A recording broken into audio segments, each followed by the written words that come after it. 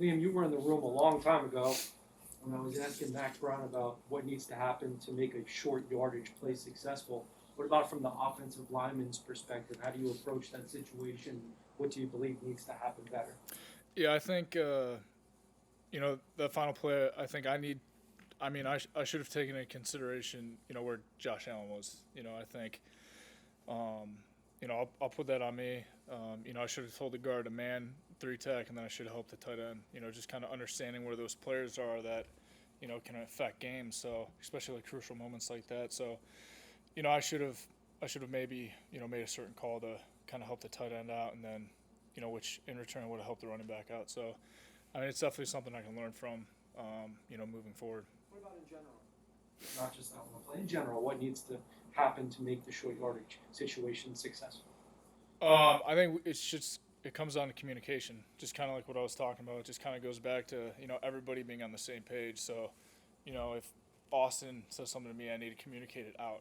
Especially in those moments when it's loud and you can't really hear well. It's kind of you need to put an emphasis on communication. That's kind of what we've been talking about this week too, and that's something we're going to continue to work on as the season goes on. Liam, what signs of progress have you seen that gives you confidence that the offensive line is just going to keep getting better? Yeah, I think we're improving every week. Obviously, it's not enough though. You know, but it's a group of guys that comes in here every single week working hard.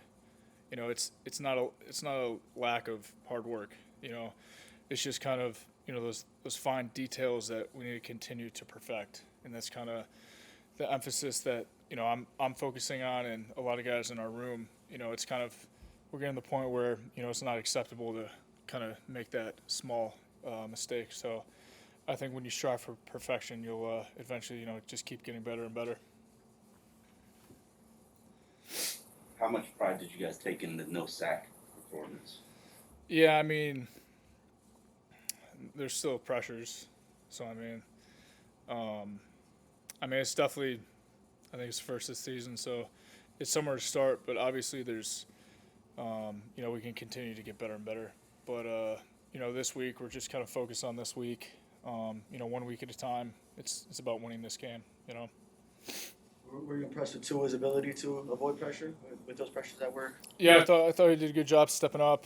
I think he reads the field very. I mean, I have no idea about the quarterback position. Let's be honest. I mean, I could get up here and just tell you I think he made all the reads correctly, but I think he did a good job. Especially coming back first game back, I think he did a good job in the pocket. You might not be a quarterback expert in terms of technique and all that stuff, but you do have a sense for his presence, his personality, his demeanor, how he seems to be feeling. What is your sense about all that stuff this week? Yeah, I think he's got a good amount of energy to him. And I think that's needed. He's a great leader. He's a guy who, he demands respect, and he pushes me, he pushes a lot of guys. So it's definitely great having him back. But that whole quarterback room, Jacoby does the same thing. It's kind of, how that room is. So, but definitely having him back first week. On his second week now, it's great to see him out there and have him behind me.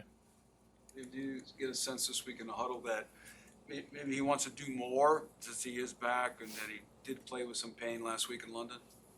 Yeah, I think, regardless of how you feel, you want to obviously play as well as you can and kind of keep moving in that direction. But I'm just, whoever's behind me, I'm going to support. I'm going to do the best I can, and at the end of the day, I need to play better.